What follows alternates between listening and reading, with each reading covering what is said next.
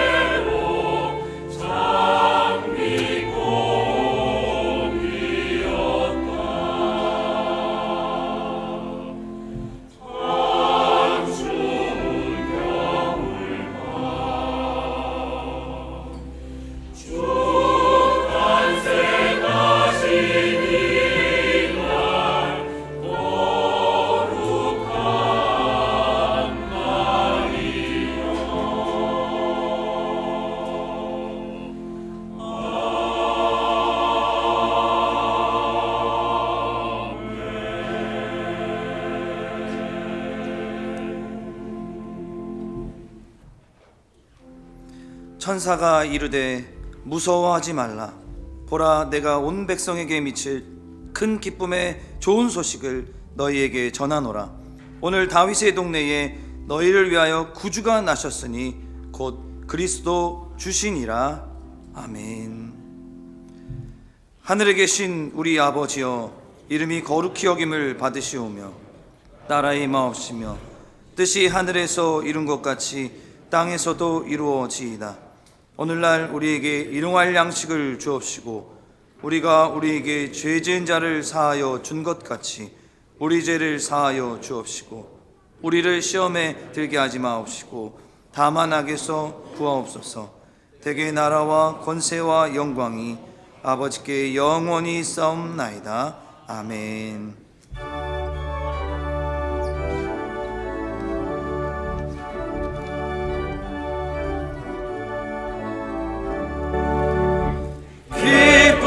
구주 오셨네. 백성 맞으라. 온 교회여 다 일어나 다 찬양하여라. 다 찬양하여라. 다 찬양하여라. 구세주 탄생했으니 다 찬양하여라. 이 세상에 만물들아 다 화답하여라. 다 화답하여라. 다 화답하여라. 온 세상 죄를 사하여 주 예수 오셨네.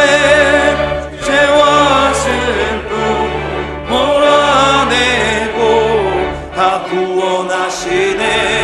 다 구원하시네. 다 구원하시네.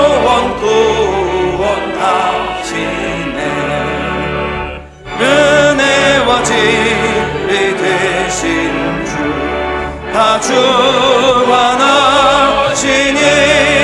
만국 백성 구주 앞에 다 경배하여라. 다 경배하여라. 다 경배하여라.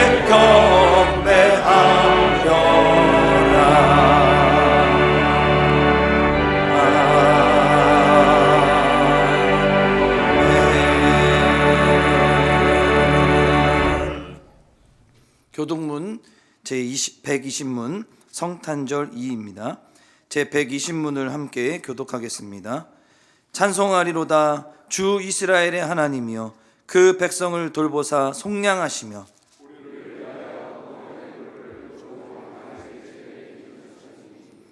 이것은 주께서 예로부터 거룩한 선지자의 입으로 말씀하신 바와 같이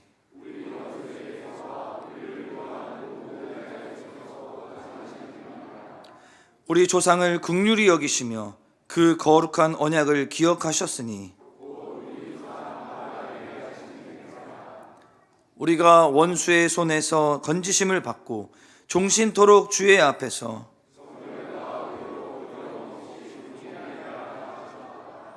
이는 우리 하나님의 긍휼로 인함이라. 이로써 돋는 해가 위로부터 우리에게 임하여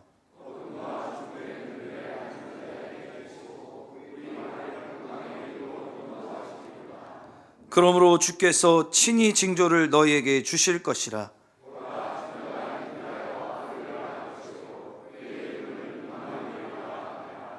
아멘. 전능하사 천지를 만드신 하나님 아버지를 내가 믿사오며 그 외아들 우리 주 예수 그리스도를 믿사오니 이는 성령으로 잉태하사 동정녀 마리아에게 나시고 본디오 빌라도에게 고난을 받으사 십자가에 못 박혀 죽으시고 장사한 지 사흘 만에 죽은 자 가운데서 다시 살아나시며 하늘에 오르사 전능하신 하나님 우편에 앉아 계시다가 저리로서 산자와 죽은 자를 심판하러 오시리라. 성령을 믿사오며 거룩한 공예와 성도가 서로 교통하는 것과 죄를 사하여 주시는 것과 몸이 다시 사는 것과 영원히 사는 것을 믿사옵나이다. 아멘.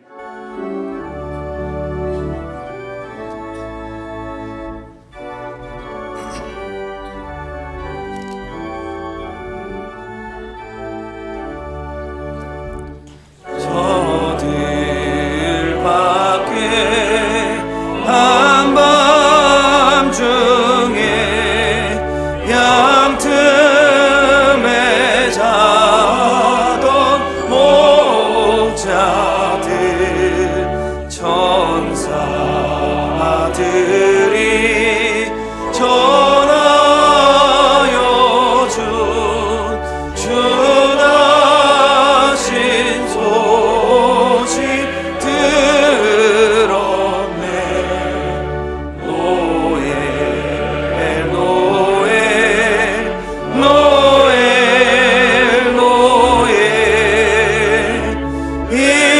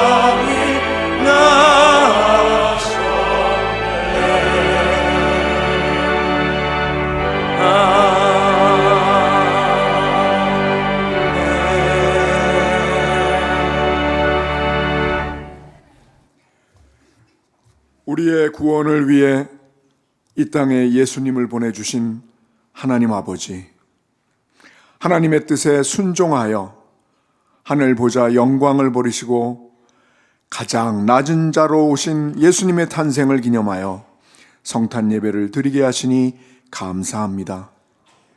죄로 어두워진 이 땅을 회복시키기 위해 평강의 왕으로 오신 주님의 그 크신 사랑을 찬양하며 경배합니다. 드리는 예배 위에 오직 주님의 영광과 주님의 이름만 충만하게 하옵소서. 또한 성탄 예배를 통하여 영적인 눈을 떠서 참된 성탄의 의미를 깨닫게 하시고 이 기쁜 소식을 듣고 절망 속에 있는 자들이 소망을 얻고 마음이 상한 자들이 고침을 받아 주 안에서 자유함을 누리게 하옵소서. 존귀하신 하나님 아버지, 우리는 여전히 겸손과 온유보다는 교만할 때가 너무나 많습니다. 우리의 연약함과 부족함을 긍휼히 여겨주시고 예수님께서 보이신 희생과 사랑을 본받아 남을 귀하게 여기고 사랑과 나눔을 실천하는 우리 모두 되게 하옵소서. 다시 오실 주님을 기대하며 믿음과 소망을 가지고 아직도 주님을 알지 못하는 가족과 이웃과 온 세상에 복음을 전하는 승동의 권속들 되게 하옵소서. 이제 성탄의 메시지를 전하실 최영태 담임 목사님께 성령 하나님이 함께 하셔서 말씀을 통하여 예수님께서 이 땅에 오신 목적과 우리를 부르신 소명을 확인하는 은혜의 시간이 되게 하옵소서. 임마누엘 찬양대의 찬양과 예배 후에 교육부에서 준비한 성탄 축하 발표를 기쁘게 받아주시고 승동의 미래 세대들이 영성과 지성이 겸비된 그리스도인으로 성장할 수 있도록 이끌어 주옵소서. 주님께서 주시는 기쁨으로 충만한 성탄절이 되기를 소원하오며 우리 주 예수 그리스도의 이름으로 기도드립니다. 아멘.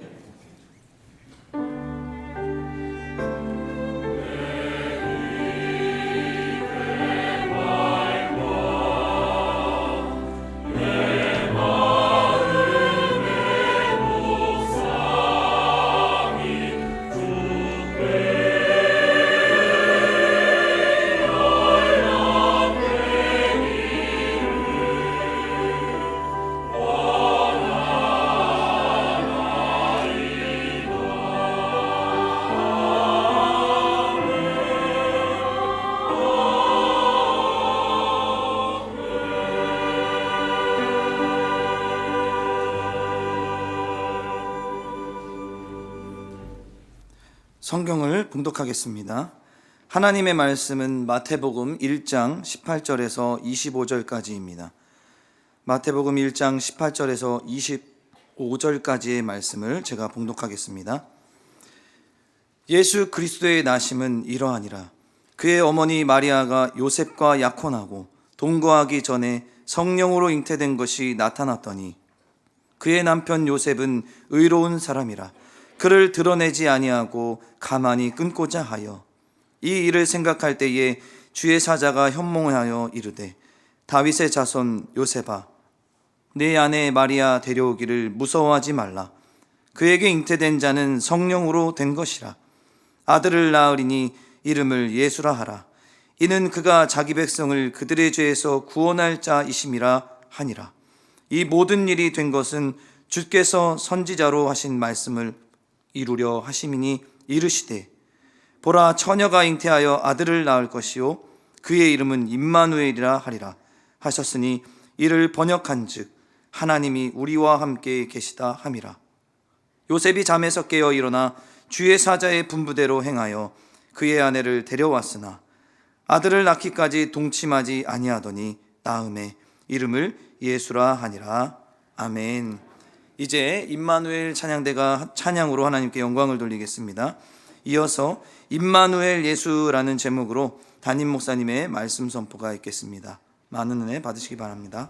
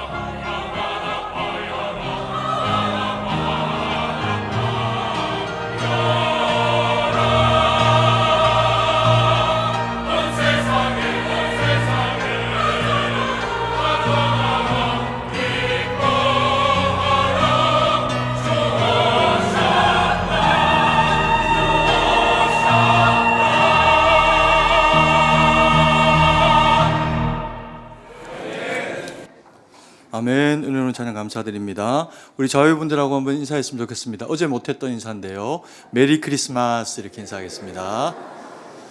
네, 감사합니다. 네, 너무 기쁜 날이죠. 크리스마스가 되면서 언제나 교회에 좀 흔하게 있었던 건데 교회에서 이제 어느 순간부터 좀 멸종된 게 있습니다. 뭔지 아세요? 산타크로스입니다. 예수님이 오신 날 이제 우리가 주님만 바라보고 주님만 높여야 되는데 산타가 선물을 주고 하는 이제 그런 그 의미들이 너무 이제 확대가 되면서 교회마다 산타를 다 멸종시켜야 된다 이렇게 생각들을 해서 뭐 크리스마스 트리에도 예전에는 교회 안에도 산타들이 많이 이렇게 조롱조롱 이렇게 예쁘게 달려 있었는데 없어져 버렸죠. 그런데 이 산타의 그런 어떤 그 표상이 되어지는 분이 니콜라스 주교라고 하는 분이라고 합니다. 근데 그분이 뭐 나쁜 분이 아니고 예수님의 사랑을 가난한 사람들 또 그리고 동네 아이들에게 그렇게 꿈으로 희망으로 그렇게 이제 전해주고 싶어가지고 선물을 준비해서 또 그걸 이렇게 나누고 이렇게 하는 중에 그게 이제 크리스마스의 하나의 전통처럼 그렇게 이제 교회 안에 자리하게 된 그런 그 일이기도 합니다. 그래서 뭐 우리가 교회 안에서 산타가 사라졌지만 산타가 나쁜 사람은 아니다. 우리가 그래서 오늘 인사를 한번 두 번째 인사를 한번 하려고 하는데요. 좀 재미있는 인사를 한번 하려고 합니다. 저처럼 하셔야 됩니다. 산타처럼 한번 인사를 해보시는 겁니다. 허허허 메리 크리스마스. 이렇게.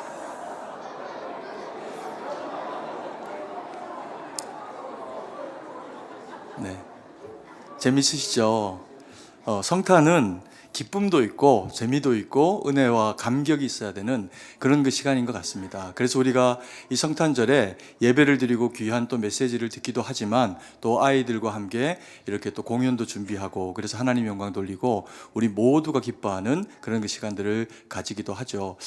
이 준비하면서 그런 생각이 좀 들었습니다. 우리 아이들이 이제 뭐 청년들까지 주일학교 아이들부터 이 크리스마스를 잘 준비해서 이렇게 또 하게 되는데 저희 교회의 경우에는 크리스마스 이브 때 공연을 따로 하지 않고 크리스마스 성탄주일 때는 이제 칸탄타를 하고 그리고 성탄절 날은 이제 또 아이들이 이렇게 이제 두 번 나눠서 이렇게 이제 진행을 하게 되는데 이것도 좋은 것 같습니다. 그런데 또 한편으로는 어른들도 한번 하시면 어떨까 이런 생각이 제가 좀 들기도 했습니다. 그래서 내년에 크리스마스 준비하실 때는 우리 뭐 시몬부터 한번 해가지고 다 어른들도 뭔가 하나씩 준비하셔갖고 뭐 선극도 하고 뭐 꽁트도 하고 이렇게 어른들이 보여주고 애들이 웃고 이래도 좋을 것 같다 이런 생각을 하게 됩니다.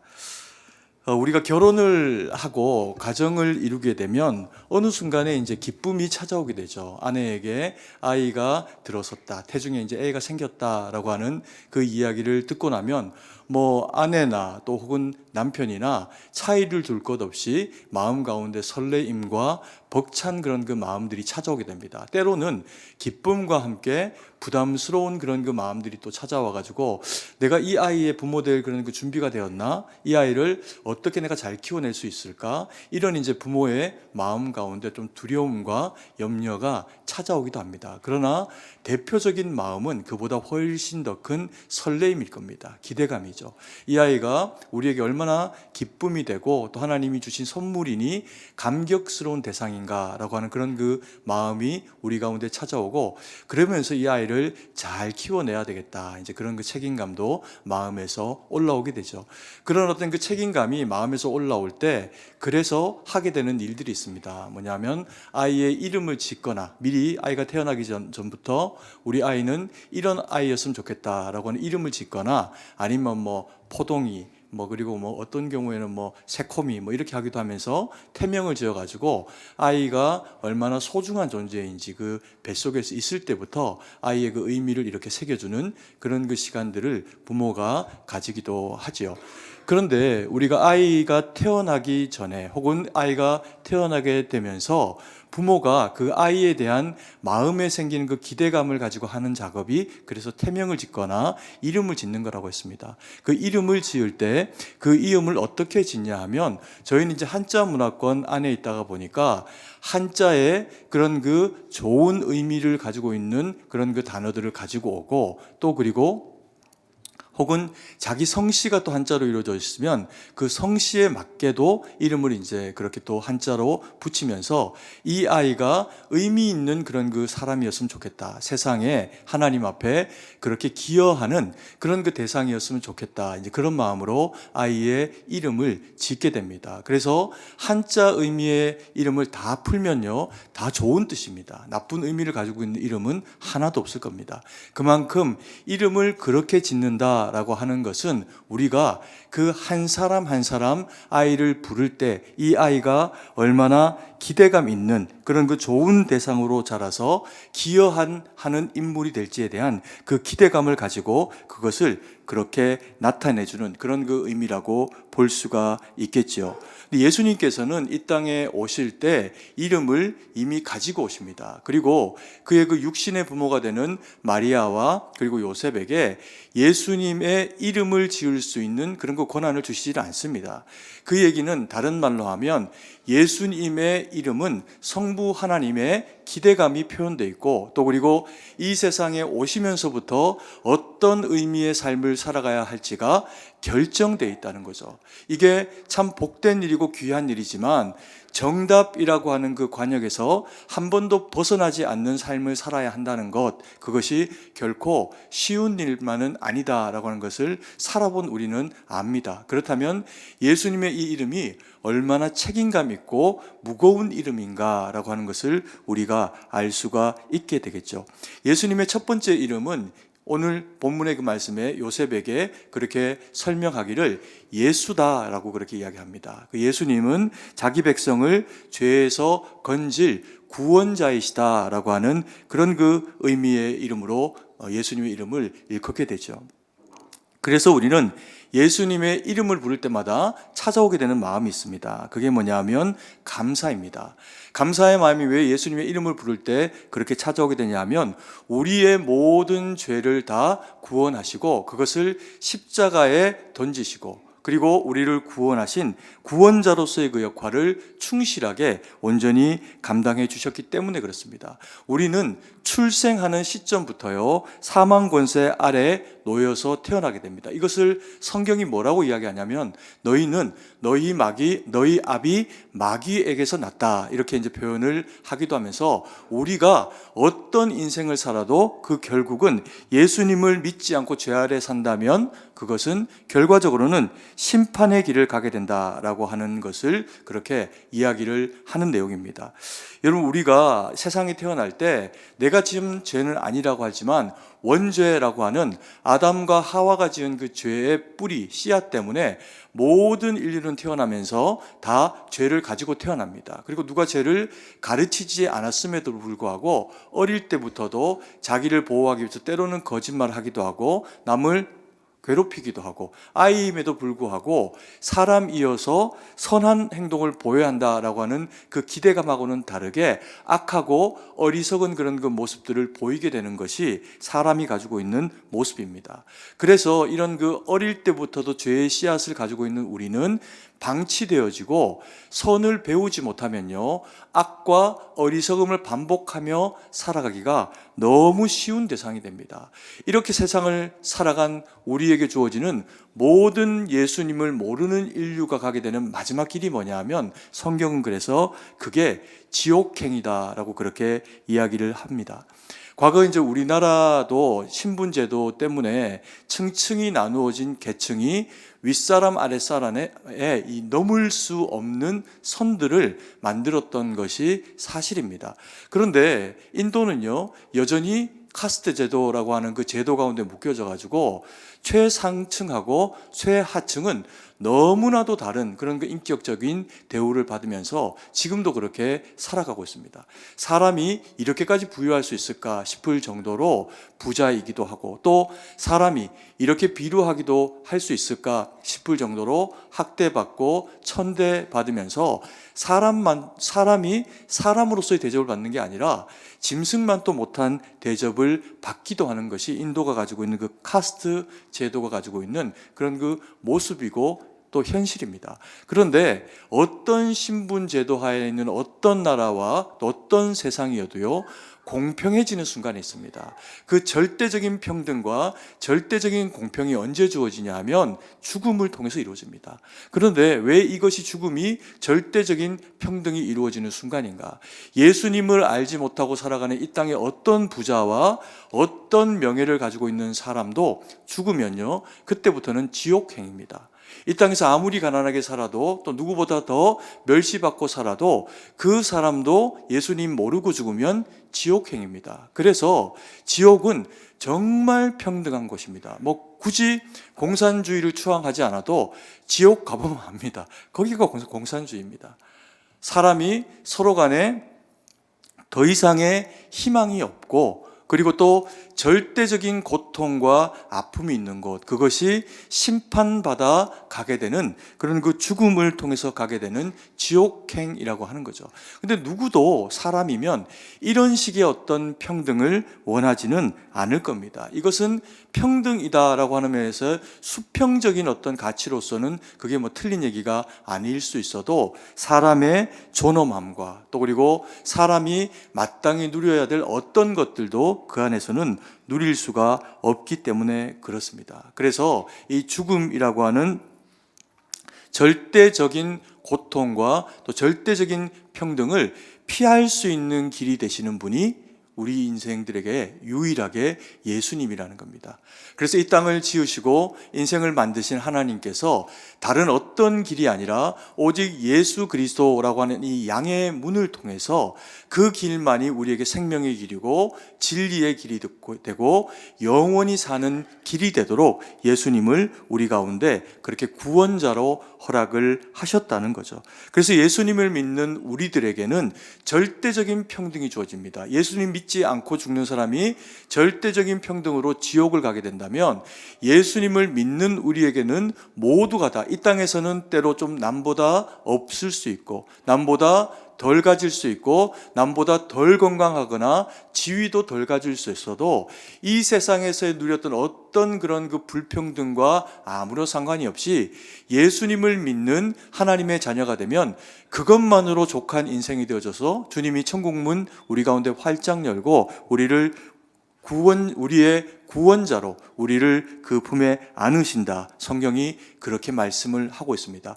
모든 사람은 죄 가운데 나서 예수님 모르면 죄 가운데 살다가 지옥으로 가게 돼 있는데 심판에 이르게 되어 있는데 모든 믿음의 사람은 예수님을 믿기만 하면 그 죽음의 심판을 이기고 영원히 하나님과 함께 사는 그 영광과 은혜를 누리게 된다는 거죠. 그래서 예수 그리스도라고 하는 이름이 우리에게 가지는 의미는 뭐냐면 구원자요. 우리는 그 구원에 감사하게 되어 있다는 겁니다. 그래서 우리는 예수님의 이름을 부를 때 감사가 찾아오죠. 예수님, 그 이름 가운데 있는 나의 구원자, 그 의미를 우리가 되뇌이게 되면서 주님 그래서 감사합니다라고 하는 표현을 우리는 그리스도인이 되면 제일 많이 하게 되는 신앙적인 고백의 형태가 예수님 감사합니다입니다. 왜 그럴까요? 우리의 구원자 되시는 예수로 우리 가운데 그렇게 오셨기 때문입니다.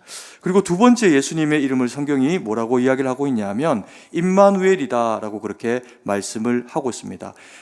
나의 구원자 되시는 예수님의 두 번째 이름이 뭐냐면 임마누엘이라고 하는 이름입니다. 이 이름은 이후에 예수님께서 우리를 위해서 어떤 삶을 살아가게 되실지를 예상하게 해주는 이름입니다. 그 이름의 의미가 하나님이 우리와 함께 하시다라고 하는 그런 그 뜻이죠. 그래서 우리가 예수님을 믿고 주님을 우리의 마음의 구원자로 모시고 살아가게 되면 한 사람 예외 없이 이 세상을 살아가는 동안에 우리와 동행하시고 우리와 함께 하시고 우리에게 형통을 이끌어내시는 주님과 언제나 함께 할 수 있는 그런 그 자격을 얻게 됩니다. 근데 때로는 이것을 못 누리고 살아가는 사람들이 있죠. 그 못 누리는 이유는 찾지 않기 때문입니다. 구하지 않기 때문이죠. 우리가 예수님의 이름의 의미를 안다면 그분이 우리가 좋을 때만 또 당신이 필요하실 때만 우리와 함께 하시는 분이 아니라 우리의 모든 인생 가운데 함께 하시면서 우리와 동행하시니 우리가 살아가는 그 모든 삶의 어떤 순간들마다 필요할 때 또 어려울 때 하나님 앞에 기도하면 하나님이 우리의 그 기도를 들으시면서 우리와 함께 하신다는 겁니다. 그래서 주님이 예수님이실 뿐만 아니라 임마누엘로 우리에게 오신 것이 얼마나 감사하고 또 그리고 복된 일인지 모릅니다. 여러분 가끔씩 드라마나 영화 같은 것을 보면 망나니 아들이 등장하는 경우가 있습니다. 백정의 아들이어서 망나니 아들이 아니고요. 큰 부잣집이나 큰 권세를 가지고 있는 아들로 등장하는 그 배역의 사람이 그야말로 하는 짓이 망나니죠. 막 남을 괴롭히고 또 막 어렵게 하고 그런 일들을 합니다. 그러다가 이제 멋진 주인공이 등장을 해가지고 그 망나니 같은 부잣집 아들을 이제 딱 잡고 이제 그를 꼼짝 못하게 이제 만들면 똑같이 앵무새처럼 어떤 드라마이든 영화이든 이제 표현하게 되는 그런 그 표현이 있습니다. 뭐냐면 네가 우리 아버지가 누군지 알아? 이런 표현이죠. 자기 아버지가 누군지 어떻게 알겠습니까? 그런데 참 유치한 이야기고요. 그래서 결국에는 그 영화나 드라마에서 심판받게 돼 있습니다. 근데 우리가 너무나도 감사한 것은 우리 아버지 하나님은 그보다 훨씬 더 큰 분입니다. 이 세상을 살아가는 우리가 어떤 상황과 어떤 곤란함과 연약함을 가지고 있든지 간에 우리와 늘 함께 하시는 그 아버지는요, 세상의 어떤 명예와 세상의 어떤 부유함을 가지고 있는 사람 아버지보다 더 위대하고 뛰어나신 아버지입니다. 얼마만큼 뛰어나고 위대한 아버지시냐 하면 우리가 어디에서 무엇을 하든지 늘 언제나 함께 하십니다. 어제 우리가 성경 말씀을 통해 가지고 성탄절에 주님이 우리에게 선물을 주시는데 예수 그리스도라고 하는 이 선물이 가지는 그 의미가 무엇인가 할 때 첫 번째가 무엇인지 기억하십니까? 소동이었습니다. 소동. 예수님을 믿으면 소동이 일어납니다. 온 세상이 발칵 뒤집어진 거죠. 개인도 예수님을 믿으니 발칵 뒤집어져 가지고 지옥 갈 인생이 천국 갈 인생으로 바뀌어지게 됩니다. 세상도 예수님을 거절합니다. 그래서 소동이 일어납니다. 그래서 헤롯이 자기의 왕된 자리를 빼앗길까 봐 아이들을 2살 아래로 다 이제 영아 살해하는 그런 거 어리석고 악한 일을 보이기도 하지요. 그런데 우리가 이 세상 가운데 어떤 소동과 소란 가운데 휩쓸려 있을 때, 때로 내가 그 소동에 원치 않았음에도 불구하고 말려드는 때가 있을 수도 있고요. 그리고 또 내가 아무런 잘못이 없는데도 불구하고 소란스럽고 악한 세상이 그 소동 가운데로 우리를 몰아넣는 경우들이 있습니다. 그때 대부분의 사람들이 경험하게 되는 일은 뭐냐 하면 무기력감입니다. 내가 이걸 도대체 어떻게 해야 되지? 이 어려움을 어떻게 타게 할 수 있을까? 이제 악한 세상의 그 도발 앞에서 아무것도 할 수 없는 무력감을 느끼게 되는 것이 우리 인생들이 가지고 있는 그런 그 모습입니다. 그때 임마누엘의 하나님은 우리에게 능력이 되십니다. 여러분, 성경에 이게 가능한 일일까? 이렇게 생각을 하실 수도 있지만 성경에 등장하는 모든 믿음의 인물들은요, 각자가 살아가던 세상에서의 소동을 경험한 사람들입니다. 그 소동 가운데서 자신을 구하고 자기 민족을 구해주시길 원하는 하나님 앞에 구했을 때 하나님께서 때로는 벌을 보내시기도 하고 때로는 해와 달이 멈추게 하시기도 하고 때로는 하나님께서 놀랍게 우리 가운데 설명할 수 없는 일들로 역사하시면서 살아계신 하나님을 경험하게 합니다. 그래서 그들이 성경에 기록됐고 우리들에게 믿음의 사람이면 이와 같은 힘겹고 어려울 때 자신의 힘과 지혜를 의지하는 것이 아니라 우리와 함께 하시는 하나님을 의지하는 것이다. 그것을 성경의 인물들이 우리에게 가르치고 있죠. 그래서 예수님이 이름을 임마누엘로 우리 가운데 그렇게 오셨다는 겁니다. 우리의 인생에 어떤 소동이 있고 때로 어떤 힘겨움과 어려움이 있어도 주님은 우리에게 구원자로 임하시고 또 우리의 그 모든 힘겨움 가운데 기도하지 않아서 해결되지 않을 뿐이지 기도하면 어떤 식의 곤란함과 어떤 식의 문제여도 하나님은 반드시 우리 가운데 일하시고 역사하십니다. 아멘이십니까? 그래서 우리는 예배드리고 그래서 우리는 젊을 때부터 예수님을 믿고 그리고 하나님 앞에 기도하며 주의 뜻을 구하는 믿음의 삶을 살아가는 겁니다.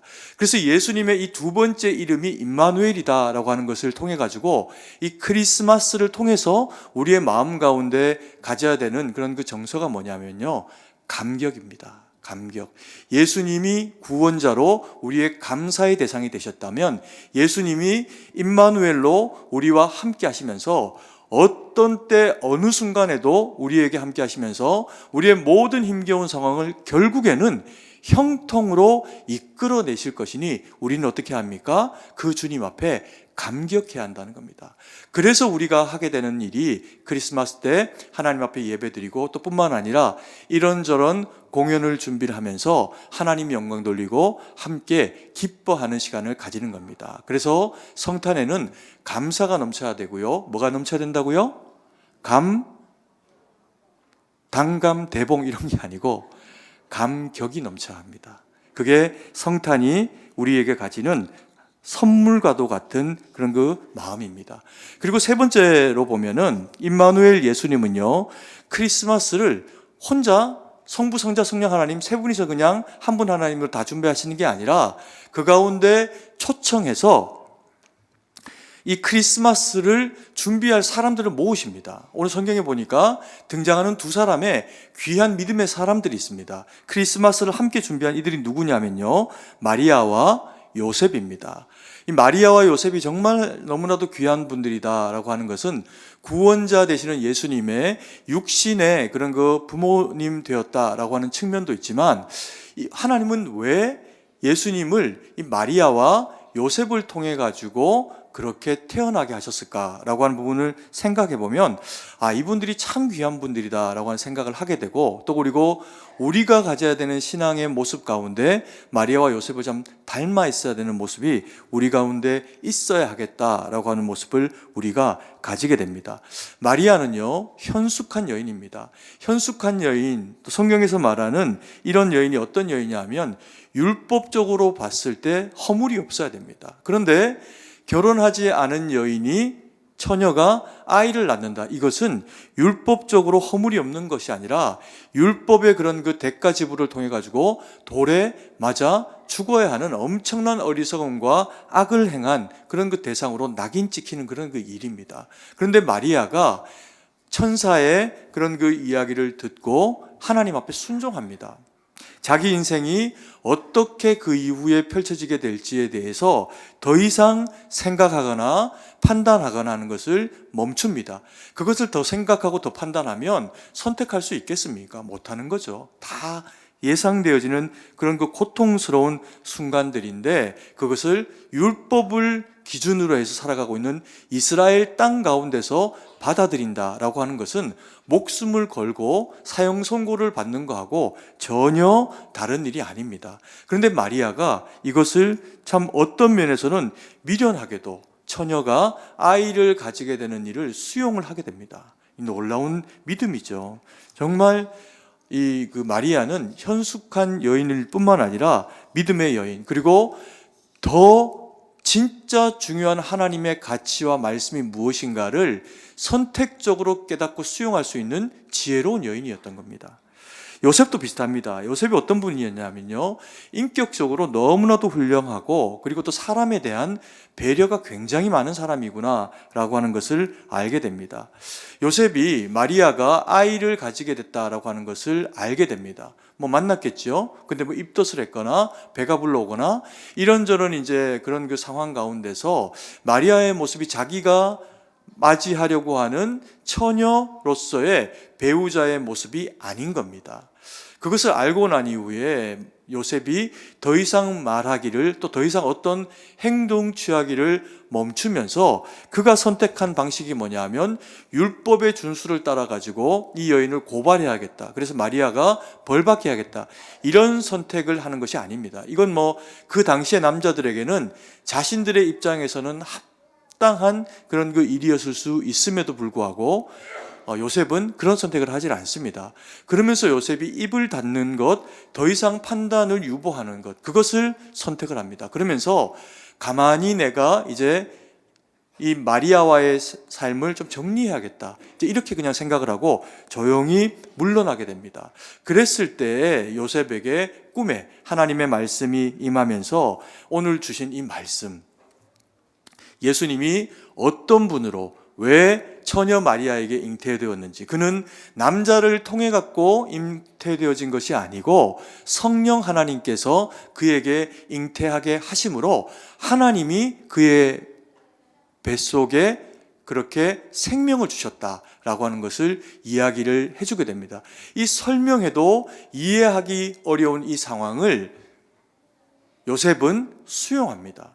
그리고 그래서 장차 태어나게 될 이 아기가 어떤 운명과 삶을 살아가게 될지를 그 이름을 통해서도 예상하게 됩니다. 예수, 그 백성의 구원자, 그리고 임마누엘, 하나님이 함께 하신다 라고 하는 이 의미로 이 아기가 그 사명을 감당하며 살아가시게 되겠구나 라고 하는 것을 이 요셉이 그것을 마음에 동의하고 그리고 받아들이고, 그리고는 마리아를 데리고 와서 육신의 예수님의 그런 그 어머니 되는 마리아와 아기 예수님의 보호자가 되기를 자처합니다. 그리고 그 일들을 여기 다니고 저기 다니고 피해 다니고 이렇게 하면서 수행을 해낸 거죠. 얼마나 귀한 그런 그 일들을 감당해냈는지 모릅니다. 이 크리스마스가 우리에게 기쁨으로 다가와지기 위해 가지고 마리아도 그리고 요셉도 하나님 앞에서 헌신한 모습을 보여줍니다. 이 헌신을 우리가 뭐라고 이야기하냐면 믿음에서 내 생각과 내 뜻과 내가 결정하고 싶은 어떤 행동 양식을 통해서 선택하고 싶지 않은 일임에도 불구하고 나보다 더 선하시고 나보다 더 오르시고 나보다 그 생각과 계획이 더 크시고 나를 나보다 더 잘 아시는 하나님께서 뜻을 주시면서 이것을 하는 것이 너에게 더 적합한 일이다라고 하면 내 생각이 어떠함에도 불구하고 그것을 수용하고 선택해서 행하는 능력을 우리는 뭐라고 합니까? 순종이라고 합니다. 그래서 순종은 결코 쉬운 일이 아닙니다. 내 생각을 때로 넘어서고 내가 결정하고 싶은 그런 그 당연한 마음의 움직임이 있음에도 불구하고 그것을 무시하고 선택해야 되는 그런 그 하나님의 선택의 방식, 주님의 말씀에 순종하고 주의 뜻 가운데로 나아가는 것을 순종이라고 하는 거죠. 요셉과 마리아는 우리에게 그래서 순종이 무엇인가 라고 하는 것을 설명하고 보여주는 귀중한 믿음의 사람으로 크리스마스 때 주님과 함께 우리에게 등장을 하게 됩니다. 그래서 오늘 우리가 이 크리스마스를 생각하면서 우리의 구원자가 되어 오신 예수님 앞에 감사하는 믿음의 삶, 그리고 또 늘 언제나 우리와 함께 하시는 그 임마누엘로 오신 주님 앞에 감격하는 신앙의 삶. 그러면 주님이 우리와 동행하시면서 하나님 영광 돌리도록 우리를 그렇게 세워가시겠지요. 그리고 하나님은 이 모든 하나님의 역사 가운데 그것을 단독적으로 행하시는 게 아니고 하나님의 사람들인 우리를 초청하십니다. 그리고 우리에게 말씀을 주시고 뜻을 주시면서 함께 이 일을 이루어 가자라고 하시면서 불완전한 우리에게 완전한 하나님이 함께 하시면서 주님의 그 완전한 계획이 우리 가운데서 성취되어지도록 일하십니다. 이것을 뭐라고 하냐면 이게 순종이라는 겁니다. 그래서 순종은 단순히 우리의 마음의 또 다른 결정, 우리가 또 다르게 무언가를 하는 것, 그게 순종이 아니고 이 순종은 하나님이 하나님의 일을 하나님의 사람들을 통해서 이루시는 방식이라는 겁니다. 그래서 순종은요, 주님의 일하심입니다. 우리 모든 그리스도인은 때로는 그래서 마음의 순종을 해야 하고, 때로 우리 그리스도인은 행동의 순종을 해야 하고, 때로 그 모든 것들을 감당해내기 위해서 결정이라고 하는 순종을 하나님 뜻 가운데 감당해서 나의 성정도 죽이고 내 생각도 죽이고 내 생각에는 이게 더 옳은 일인데 제발 때로는 참아야 될 때가 있다는 겁니다. 그 온전한 순종이 불완전한 우리를 통해서 완전한 하나님의 말씀이 이루어지게 할 때 주님은요, 우리를 그냥 쓰실 뿐만 아니라 빛되고 소금됨의 역할로 등경 위에 두나니, 따라해 볼까요? 등경 위에 두나니, 빛되고 소금되는 우리를 꽁꽁 숨겨서 곡식되는 말 아래 두지 않고 등경 위에 둬서 자랑하시고 산 위에 산 아래 동네가 숨겨지지 못하도록 해를 달을 산 위에 걸듯이 우리를 그렇게 사용하신다는 겁니다. 그래서 오늘 우리 이 크리스마스의 은혜가 우리 가운데 있어서 감사하고 감격할 뿐만 아니라 하나님 앞에 순종하며 주님 영광 돌리는 우리 모두가 되기를 간절히 소망합니다. 기도드리겠습니다. 사랑의 아버지 하나님, 은혜와 사랑을 감사드립니다. 아버지 하나님, 주의 은혜와 주의 능력으로 우리를 구원하셔서 언제나 주님 앞에 감사를 올려드리게 하시고 늘 우리와 동행하셔서 믿음의 삶이 얼마나 감격 있고 능력 있는 삶인지 알게 하심을 감사드립니다. 아버지 하나님, 마리아의 순종, 요셉의 순종, 우리가 따라가기 힘들고 이해하기 어렵지만 아버지 하나님, 그때그때마다 주어지는 작은 선택의 순간에도 아버지 하나님, 우리가 불완전하고 어리석지만 완전하신 말씀이 되어 육신이 오신 주님의 그 말씀에 우리를 비추어내고 순종해내서 하나님 영광 돌리는 거룩한 인생이 되도록 이 크리스마스를 통해서 우리 마음 가운데 새기시고 함께하여 주시옵소서. 주님께 모든 것을 의지하고 감사드리며 살아계신 주 예수님 이름으로 기도드립니다. 아멘.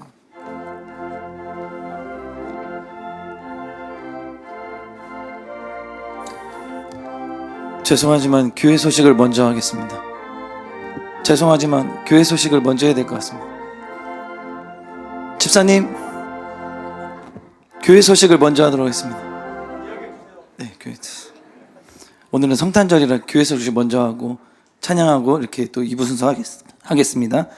오늘은 성도들인 우리에게 큰 기쁨과 평안이 있는 성탄절입니다. 모두가 성탄의 기쁨과 은혜를 누리는 성탄절이 되기를 바랍니다. 우리 좌우 앞뒤 계신 분들과 함께 한 번 더 인사하겠습니다. 메리 크리스마스! 이제 1부 예배가 끝난 후 2부 순서로 주일학교 성탄 축하 발표회가 있습니다. 그냥 이제 예배 끝나시고 그냥 가지 마시고 함께 참여하여 영광 돌리는 또 큰 은혜와 기쁨의 시간이 되시기 바랍니다. 이제 다 함께 일어나서 찬송가 126장을 찬양하고 축도로 예배를 마치도록 하겠습니다.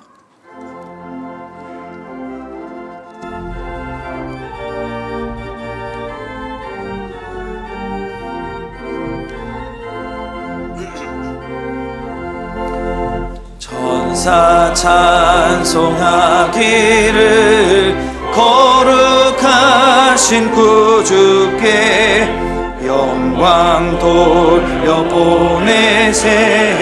구주 오늘 나셨네. 크고 작은 나라들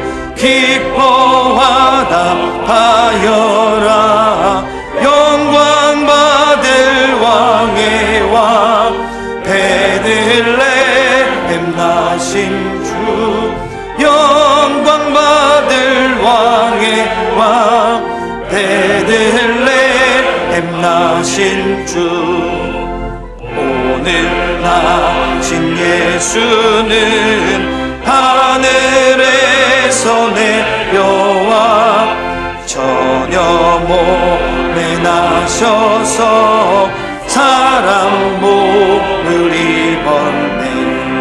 세상 모든 사람들 영원하신 주님께 영광 돌려보내며 높이 찬양하여라. 영광 돌려보내며 높이 찬양하여라. 의로우신 예수는 평화의 왕이시고 세상 빛이 되시며 우리 생명 되시네. 죄인들을 불러서 거듭나게 하시고 영생하게 하시니 왕께 찬양하여라. 영생하게 하시니 왕께 찬양하여라.